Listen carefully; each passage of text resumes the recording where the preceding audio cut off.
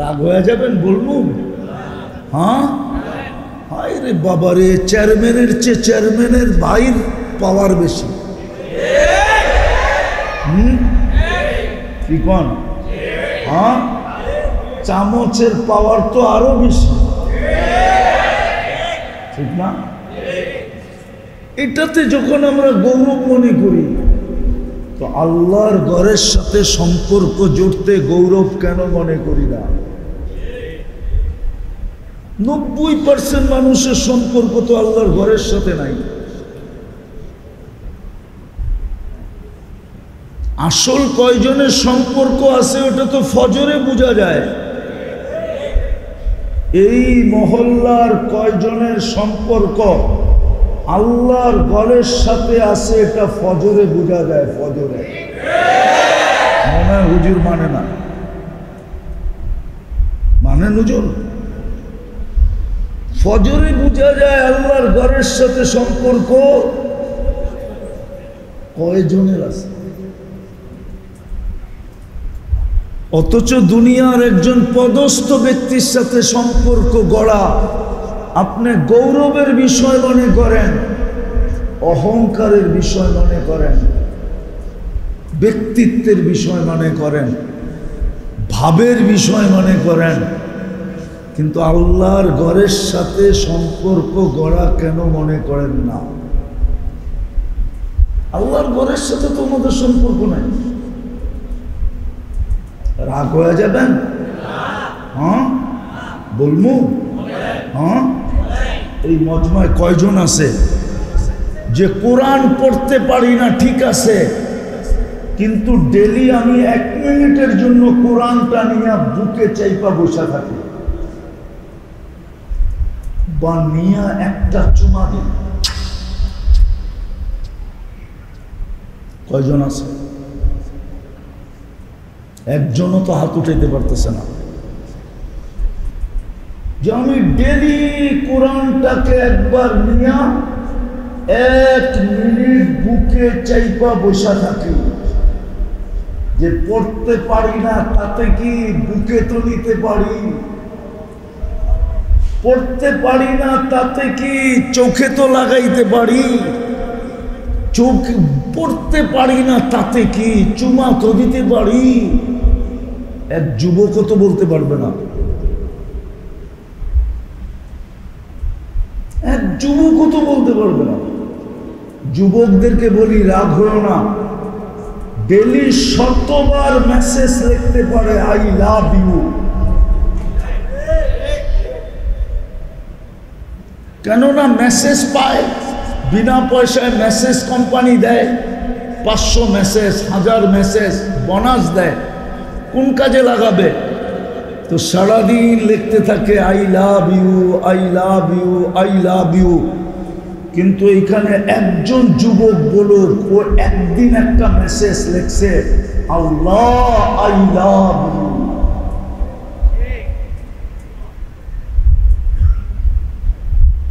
শুধু লিখতো।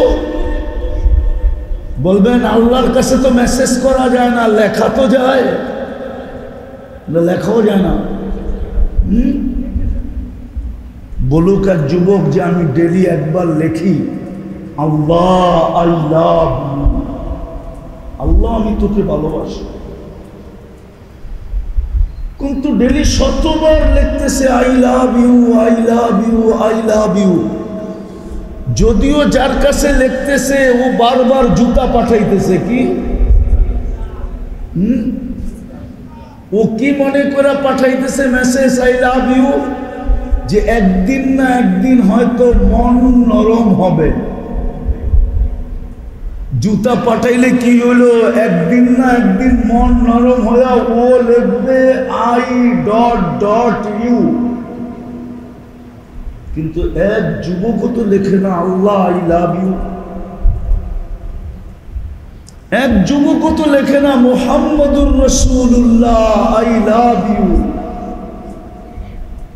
আমি আল্লাহর নবীকে ভালোবাসি। তো যেটা বুঝাইতেছিলাম, পদস্থ ব্যক্তির সাথে সম্পর্ক জুড়তে তো আমরা মাতাল পাগল, সারাদিন পিচ পিচ দৌড়াইতে থাকি, কিন্তু মসজিদের সাথে তো আমাদের সম্পর্ক নাই। বলেন, মহল্লার মানুষের যদি মসজিদের সাথে সম্পর্ক হতো, তাইলে প্রত্যেক বেলায় মসজিদের ভিতরে জায়গা দেওয়া যেত না, ঠিক না? আমার আল্লাহর রসুল বলে, আমার উম্মত যদি জানতো যে প্রথম কাতারে কি রাখা আছে, তাইলে কোনো জিনিসের জন্য ঝগড়া না করলেও প্রথম কাতারে দাঁড়ানোর জন্য ঝগড়া করত, লড়ত। আবার বলে দিছে, প্রথম কাতারে কেউ আগে চলে আসছে, এর চেয়ে বয়স্ক মুরব্বী পিছে আইসা জায়গা পায় নাই, তো সে একরামান মুরব্বীকে আগে করে দিছে। আল্লাহর রসুল বলে 40 দিন প্রথম কাতারে পড়ার সওয়াব পাবে। সম্পর্ক তো আমাদের মসজিদের সাথে নাই, তাইলে আমাদের দোয়া, চোখের পানি কবুল হয় তো হয় কি করে? মাথার উপরে ওঠে তো ওঠে কি করে? মনের আশা পুরা হয় তো হয় কি করে? মনের আশা তো কারো পুরা হয় নাই, না যুবকের হয়েছে না বৃদ্ধের হয়েছে, না নারীর হয়েছে না পুরুষের হয়েছে, কারোই তো মনের আশা পুরো হইতেছে না। হবে কোত্থেকা? মসজিদের লেগেই তো সম্পর্ক নাই। কোরআনেই তো ডেলি একবার ছুঁয়া দেখে না। আমি আগেই বলছি, আপনি পড়তে পারেন না, তাতে কি আসে যায়? আপনি তো বলতে পারেন আমি পড়তে পারি না, বুকে তো নিতে পারি। আমি পড়তে পারি না, চোখে তো লাগাইতে পারি। আমি পড়তে পারি না, মাথায় তো রাখতে পারি। আমি পড়তে পারি না, একটা চুমা তো দিতে পারি। আর আল্লাহ তো অঙ্গীকার করছে, আমার কালাম রে যে চুমা দিবে, মোহাব্বত করবে, আমি তাকে মোহাব্বত করব। বিশ্বাস হয় না? চলেন তাহলে শুনায়া দিই। সুফিয়ানে সৌরি রহমতুল্লাহ আলাইহি, যিনি আলী রাদিয়াল্লাহু তাআলা আনহুর ছাত্র, 4 তরিকা যার থেকে আমাদের পর্যন্ত আসছে। 4 তরিকা বোঝেন? চিশতিয়া, কাদেরিয়া, মুজাদ্দিদিয়া, নকশেবন্দিয়া। এই 4 তরিকা ওনার থেকে আমাদের পর্যন্ত পড়ছে। 4টার গোড়া হইলেন উনি, সুফিয়ানে সৌরি। ওনার ওস্তাদ আলী রাদিয়াল্লাহু তাআলা আনহু, ওনার ওস্তাদ মুহাম্মাদুর রাসূলুল্লাহ, আর ওনার ওস্তাদ স্বয়ং রব্বে কায়নাত। উনি স্বপ্নে দেখছে জানাজা পড়াইতে হবে। ওনাকে বলছে, যাও বন্ধু মারা গেছে, জানাজা পড়াও। তো এলাকায় যে জিজ্ঞাসা করছে, লোকটা কি কাজ করতো, আল্লাহর এত বড় বন্ধু হয়ে গেল? বলছে, আমরা তো জানি না, আমরা তো দেখতে সাধারণই দেখছি, দেখতে সাধারণই দেখছি, বৈশিষ্ট্য তো কিছু দেখি নাই, আলাদা তো কিছু দেখি নাই। তো বলছে, পাড়ার মানুষ থেকে খবর নাও পাওয়া যেতে পারে, বাড়িতে যেয়া দেখি। তো বাড়িতে যেয়া জিজ্ঞাসা করছে, লোকটার বিশেষ আমল কি ছিল যার কারণে আল্লাহর এত বড় বন্ধু? তো বাড়িওয়ালারাও বলছে, সাধারণ ছিল, বিশেষত্ব কিছু তো দেখি নাই। তো স্ত্রী ভিতর থেকে বইলা উঠছে, হইতে পারে একটা, হইতে পারে, হইতে পারে। জিজ্ঞাসা করছে, সেটা কি? কোরআন পড়তে পারতো না, কিন্তু ডেলি নিয়ে বসতো আর পৃষ্ঠা উল্টাইতো, আর একটু পর পর বলতো, আমার মালিকের কালাম। কি কালাম? রব্বি, কালাম রব্বি, কালাম রব্বি, আমার মালিকের কালাম। পড়তে পারি না, নিয়ে বৈশা থাকতে তো পারি, পৃষ্ঠা তো উল্টাইতে পারি, তো সুফিয়ানে সৌরি রহমতুল্লাহ আলাইহি বলছে হাদা হুয়া, এটাই তার এত বড় ওলি হওয়ার সবচেয়ে বড় কারণ। রাখবেন না, পায়ে হাত রাখে, একজনও তো হাত উঠাইতে পারবেন না যে আমি ডেলি কোরআন নিয়ে 1 মিনিট বসি, ডেলি কোরআন নিয়ে আমি বুকে 1 মিনিট চেপা ধরি, ডেলি কোরআন নিয়ে আমি 2টা চুমা দিই, ডেলি কোরআন নিয়ে আমি একটু চোখে রাখি। ইতিহাসবিদরা লেখছেন, ইতিহাসবিদরা, আমি রেখি নাই। হ্যাঁ, খেলাফতে উসমানিয়া তুর্কিয়া, তুর্কিরা যে 600 বৎসর রাজত্ব করছে সারা দুনিয়ার উপরে, এটার পিছনে শুধু একটা কারণ ছিল। পোলাপান মুভি দেখে পর্তুগাল যখন মুসলমান হয়, সে মুসলমান ছিল না, সে বেদুইন ছিল, বেদুইন। সে যেদিন মুসলমান হয়, তাকে যেই ঘরে থাকতে দিছে, সে ডুইকা দেখছে একটা কিতাব রাখা, জিজ্ঞাসা করছে এটা কি? বলছে এটাই তো আল্লাহর কালাম। বলছে আল্লাহর কালাম এইখানে থাকবে আর পর্তুগাল এইখানে ঘুমাবে? সম্ভব না। সারা রাত্র কোরআন মাথায় নিয়ে দাঁড়ায় ছিল, যার কারণে আল্লাহ 600 বৎসরের রাজত্ব দিছে বেদুইনের হাতে। আজকে তো আমরা কোরআন চুমা দিতে চাই না,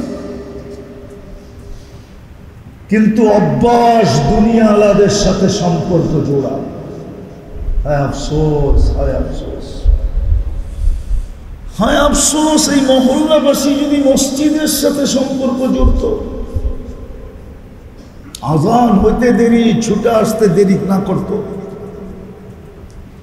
যুবকরা যদি মসজিদের সাথে সম্পর্ক জড়ত, যে আজান দিতে দেরি, মসজিদে আসতে দেরি করে না, মা বোনরা যদি জায়নামাজের সাথে সম্পর্ক জড়ত, কোরআনের সাথে সম্পর্ক জড়ত, তাইলে কোত্থেকে কই চলে যেত? সত্য এটা, সত্য এটা। আল্লাহ নিজের ঘরের মর্যাদা বহুত উঁচা করছে, ঠিক না? উঁচা না?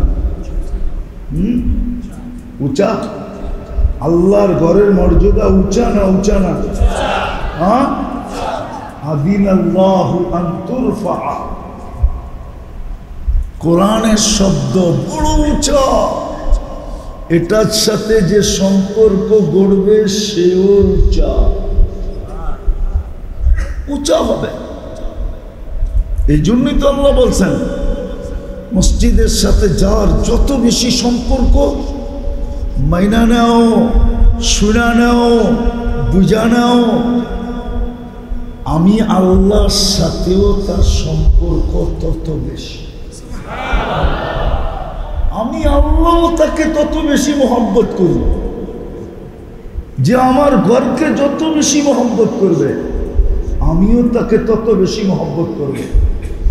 আর আমার বিশ্বাস আল্লাহর মহব্বতটা আমাদের চেয়ে বেশি হবে। বলবেন প্রমাণ? এক হাদিস দেখলে মনে বুঝে আসবে। আল্লাহ বলছে, তুই 1 বিঘা বাড়লে আমি 1 হাত বাড়বো। সত্য তো? শুনছেন না? এই বলবো, শুনেন না? যে 1 হাত বাড়বে আমি 2 হাত বাড়বো, যে হাইটা আসবে আমি দৌড়ে আসবো। তাইলে বুঝা গেল, আপনি যতটুক সম্পর্ক মসজিদের সাথে করবেন, আল্লাহর সাথে আপনার সম্পর্ক এর চেয়ে কয়েক গুণ বেশি হবে। আল্লাহর সম্পর্ক আপনার আর আমার সাথে আপনার চেয়ে আমার চেয়ে কয়েক গুণ বেশি হবে। আজকে আমাদের সম্পর্ক আল্লাহর সাথে নাই, মসজিদের সাথে নাই, যার কারণে আল্লাহর সাথেও নাই। মসজিদ খালি। কি মসজিদ? রাগ হয়ে যাবেন? আমাদের ঘরের কোরআন শরীফ বৎসরের পর বৎসর পার হয়ে যেতেছে, এমন মুসলমান নাই যার ঘরে কোরআন নাই। আছে এরকম ঘর? এই এলাকায় আছে যে কোরআন নাই,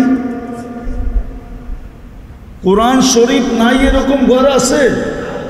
কিন্তু এরকম ঘর পাওয়া যাবে বৎসর পর বৎসর পার হয়ে গেছে, আজ পর্যন্ত একবার কেউ কোরআনকে ছুঁয়া দেখে।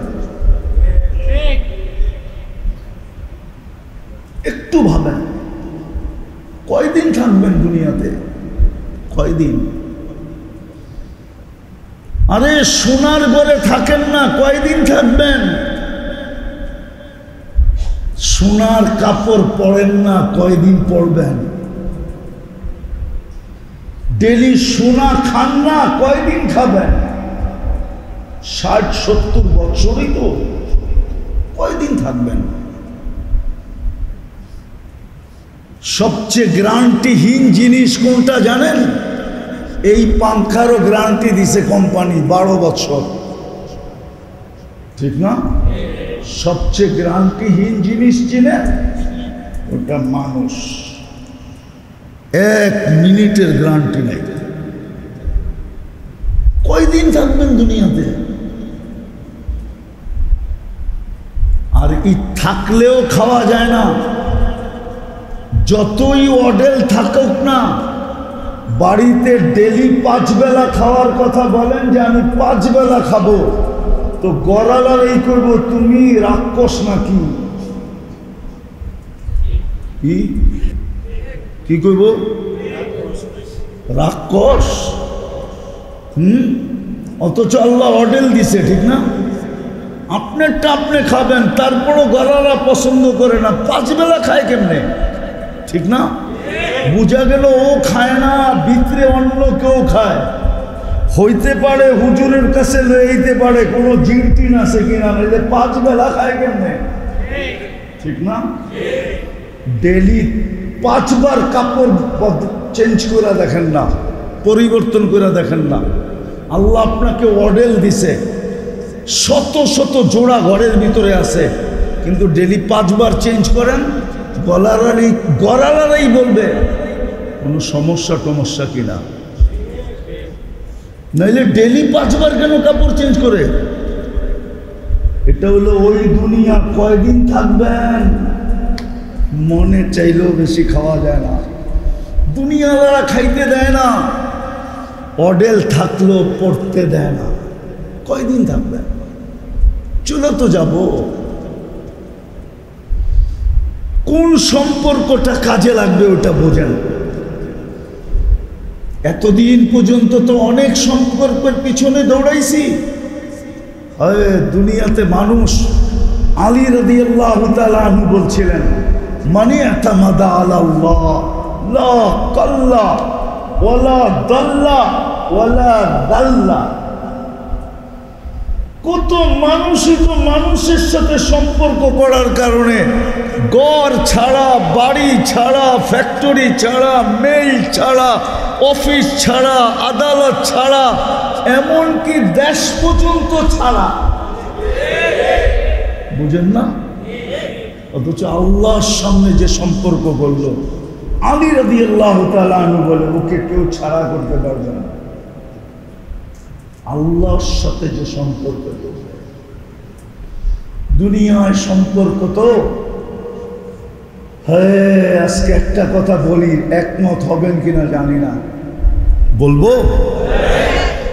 আপন মানুষ দ্বারা আপন মানুষ যতটুকু আজকে এই দুনিয়ায় অতিষ্ঠ, অপর দ্বারা এতটুকু অতিষ্ঠ না।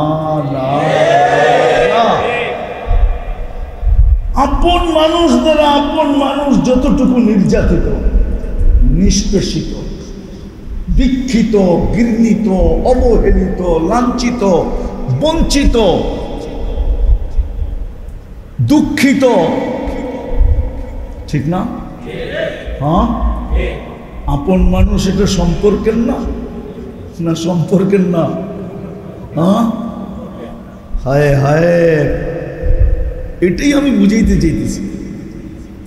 সম্পর্ক তো গড়তে চাই, কিন্তু কার সাথে গড়তে হবে এটাই তো জানি না। উচিত ছিল আল্লাহর ঘরের সাথে সম্পর্ক করা। দুই কদম দিয়া গড়তে পারেন, যুক্তি দিয়া বোঝেন, যুক্তি। এদিকে ধ্যান ধ্যান। বলেন আপনাদের এই এলাকার যারা পয়সাওয়ালা কয়জন এই এলাকায় থাকে? এই এলাকায় থাকে? কই থাকে?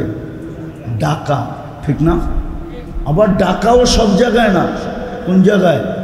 গুলশান, বনানী, বারিদারা, ধানমন্ডি। অনেকে চায় মিন্টু রোডেও থাকতে পারি কিনা, মন্ত্রী পাড়া, ঠিক না? পয়সা হইলেই উন্নত জায়গায় যায়, ঠিক না? হ্যাঁ, আপনি যুক্তি দিয়ে বুঝেন। আল্লাহ কি অনুন্নত? আল্লাহ উন্নত না? না মনে হয় আল্লাহ আমাদের চেয়ে উন্নত। বিশ্বাস করেন? কেমন উন্নত? হ্যাঁ, অনেক। কি? হ্যাঁ, হায় হায় হায়, আল্লাহ উন্নত খালি। হায়, সারা জগৎ উন্নতি পাইল আল্লাহর থেকে উন্নতি দিয়া। আল্লাহ যদি উন্নত না করতো তাহলে কে উন্নত হইতো, ঠিক না? ওই উন্নত আল্লাহ যে সবার উপরে উন্নত,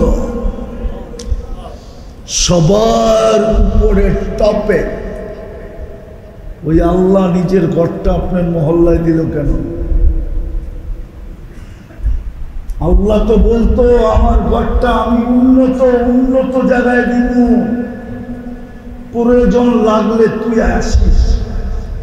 যেমন বলে না, দরকার হলে আইস, আমি যেতে পারবো না, বলে না? না বলে না? দরকার হইলে তুমি আমার কাছে আইসো, আমার যাওয়ার সময় নাই। আল্লাহ তো বলতে পারতো প্রয়োজন হলে আইসো আমার ঘরে, আমার ঘর উন্নত এলাকায় থাকবে, আপনার এই ঘরে মহল্লায় দিল কেন? আপনার মহল্লায় এই জন্য দিছে আপনি যেন দুই কদম দিয়ে সম্পর্ক জুড়তে পারেন। আপনার সুবিধা দেখছে আল্লাহ। আল্লাহ নিজেরটা দেখে নাই, কারটা দেখছে? বন্দারটা দেখছে, যে দুই কদম দিয়া যেন সম্পর্ক জুড়তে পারে।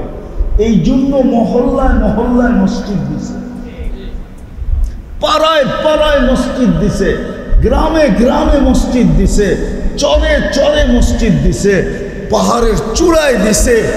যে বলছে আল্লাহ তোর ঘর বানাইতে চাই, বলতে দেরি আল্লাহ ওটাকে নিজের ঘর বইলা গ্রহণ করতে দেরি করেন না।